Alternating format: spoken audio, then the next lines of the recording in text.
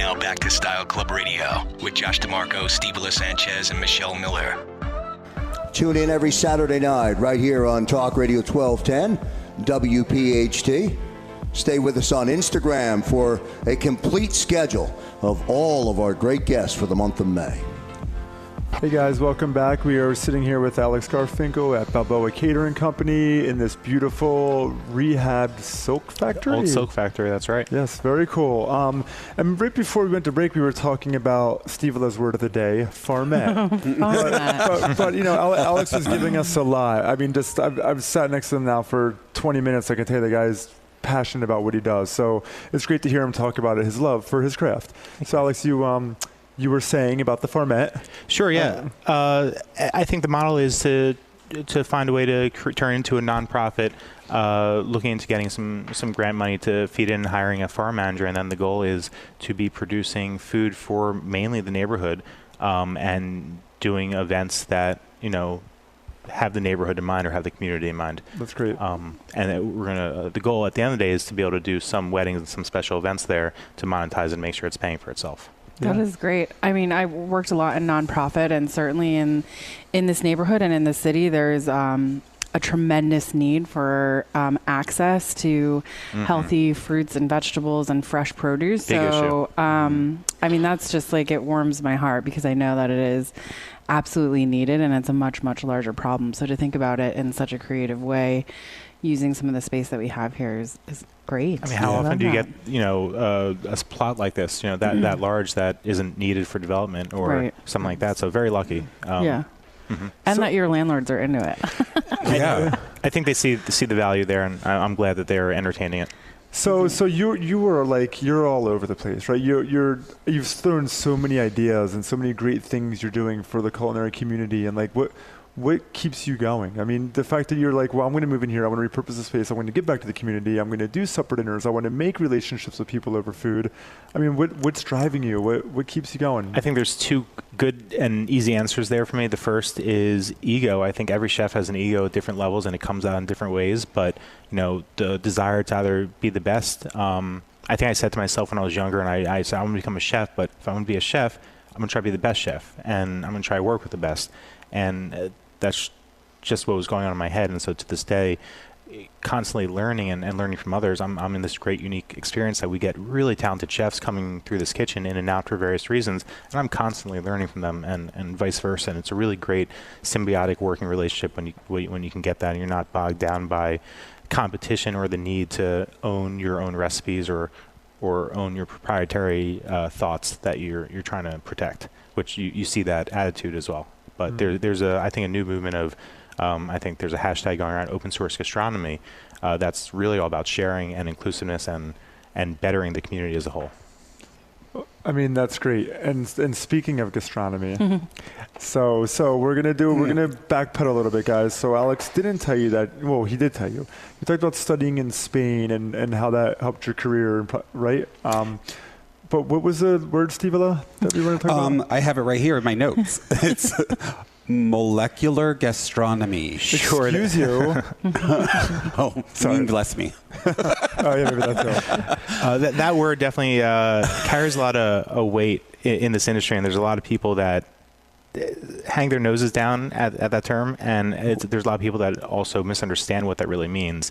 And I think that it's definitely a trending word, a word that's been thrown around the all-star chef community and the TV chef community, and it did originate in Spain and with the Adria brothers outside Barcelona at El Bulli, but it's been embraced across the world. And right now, I think the best way you can look at it is as a bag of tricks, a bag of tools, ways to solve problems, culinary problems. And what it is basically anything that, if you're using a hydrocolloid or a modified starch, and a hydrocolloid is just anything that changes the viscosity of a aqueous or a liquid solution. And so really gelatin is a hydrocolloid. And if you're using gelatin, you can say you're technically, you're doing molecular gastronomy, though I don't think anyone really would say that. It's really basically cooking and thinking about food at a different level. You can say you're thinking about it at the molecular level, but you're really thinking more about physics and chemical reactions and what's happening when you're doing what you're doing. And it's just more technique, more understanding, better results, So that's what that term means, really. Yeah, it's a way of cooking with more precision and understanding, I think, than A very traditional. sciencey way to Yeah, cook. and when I read it, it said that you Notes and mastered this idea of it, and I mastered it. that's what it said. Oh, who said that? I didn't say that. It was in The internet. The internet. The internet. The when internet. I stalked you. There's a handful of masters of quote unquote molecular gastronomy out there. I don't think any of them would call themselves masters. There's a never-ending list of things that can be done and learned, and right now, that movement is slowed down. What's taken its place is a few things, but one is locality and a way to cook extremely local, and that's a trend that started with Noma. I think it's been spreading like wildfire across the world. And then another aspect, you're seeing ancient techniques of harvesting spores. In this case, I'm talking about koji and different ways to use koji in aging process and fermentation and making amino sauces and so forth. And you're taking these ancient techniques that modern day chefs are using with their local ingredients, and you're getting things that I've never before seen. And it was actually said in this a really interesting seminar recently I was listening to, that chefs are creating new life that never before seen by biological level, very micro level. By combining these never introduced organisms. We're creating life. vegetables. We're directing evolution. Wow. In a very weird way. It technically is true. That is very, very cool. Just thinking about that. Right. I'm like, and I can It's barely crazy. It's scramble crazy eggs. thought. You cannot I scramble can't scramble eggs. No, you Michelle. can't. Don't insult me on the radio. Terrible scrambled eggs. But leave those scrambled eggs out sitting on the countertop. You'll create life. Yeah, Ooh, that's there it right. is. You will. So another thing that I read about you that really struck a nerve. No, that really I thought was really interesting is, and we thought we were going to meet her. You get to work with your wife Jocelyn. Oh, it's a blessing and a curse, as I think any husband and wife that work together will tell you. But the blessing is really amazing. You get to work with your partner every day, and you get to build something together, and it's really fun. And there's definitely times that we get frustrated with each other, and there's times we wish, wow, I wish we didn't have to work together, but. we do our best to separate work and home, and it definitely crosses over. But I wouldn't trade up working with her for anything. Oh, you work for her. Freudian Yeah. Well, it depends on the day. It depends on the day. I love it. We work together. Yeah, so Yeah, that's we why to do. me I was like, oh, that's actually cool because it's something you said. So many of her talents are assets to help me run this company. Yes, and I yes, feel the yes, same yes. way. So, we talked about this in the shop the other day. Where this is just total side note, but I'll make it quick. When I was younger, you would ask guys about, like, tell me one thing in life. Give me some life advice. And every guy was always like, don't get married, right? And it's like, that's my life advice, don't get married. That's but terrible. me and the guys I work with, well, one of them's married. He's like, that's such BS because if you have a cool wife, you get to work with the person. Not even work with them, but yeah, I don't know. I just want to Live throw that with in them there. and share your life. Yeah. So my life advice is do get married. Just marry a person that can help you. Marry the right person. Yeah, marry the right person. I was going to say help you cook. Well, yeah. Help you But cook. that right Or person just doesn't mean you literally have to cook work with for you. them. Yeah. Right. Because I'm happily married, and I could never work with him. Right. It doesn't mean that, but it could mean that. Alex, I also wanted to ask you really quick about, again, like you do so much. It really is inspiring. It said that you guys you raise money and you want to benefit domestic abuse and mental health. Is there like a specific reason about that?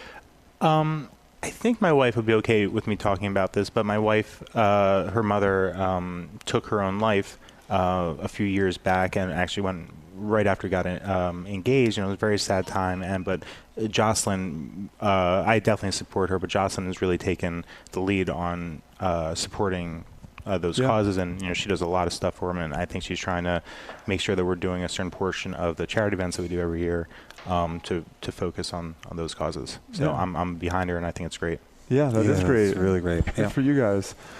What else would you like to talk about? I mean, I can keep asking you questions, but like, what do you want to give? Like, what do you want to deliver to our audience right now? I wasn't prepared for that. I mean, like, this not even to throw a hard question. I mean, what is it? Like, I want promote this amazing space. Come in here, do catering events. Like what is it? Sure, absolutely. Well, definitely come check out a public supper club here. I think it's a way to really try some new food. The prefix dining experience, you're not really choosing off a menu. You're getting a curated, usually a 5-course, 6-course tasting menu. And we really work hard to design these menus that appeal to everyone, because we can't have someone come into a dinner with peculiar taste and have a meal ruined. You know, Yep. we need to protect everyone's experience. How do they sign up for the supper club? They can go on our website, balboacatering.com, and check out our upcoming events section. We've got a number of public events listed right now, and probably within the next week or two, we're going to have over a dozen more throughout the year listed. So there'll be a number of fun things they can choose from. This is a great way to segue into what we just tasted. Absolutely, Which yeah. was insanely good. You guys, all of you listeners are so jealous right now because it was amazing. I wish I had 5 more pieces of everything.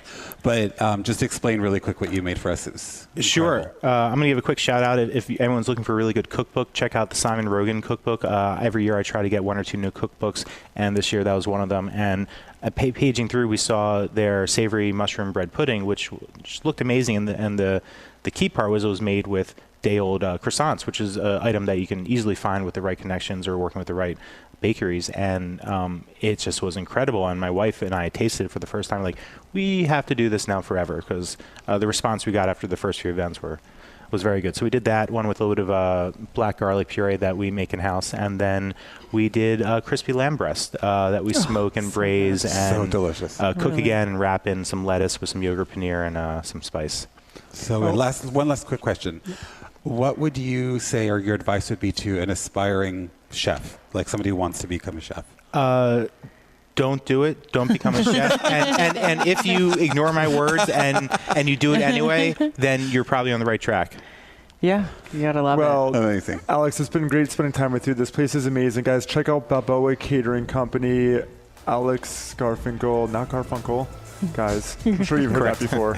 I hear them all. Yeah. But no, this place is great. Alex, it's been great to meet you. I love what you're doing. You really are. It's I'm great signing and up. It's great you're doing this in Philadelphia. Yeah, we're gonna come to a supper club party for sure. Absolutely. I had so much fun. I was happy to be here. Thanks Yeah. for having me. Thank you so Style much. Club Radio here on Talk Radio 1210 WPHT. After the break, Josh DeMarco and his tech. Back in a moment. This is Style Club Radio.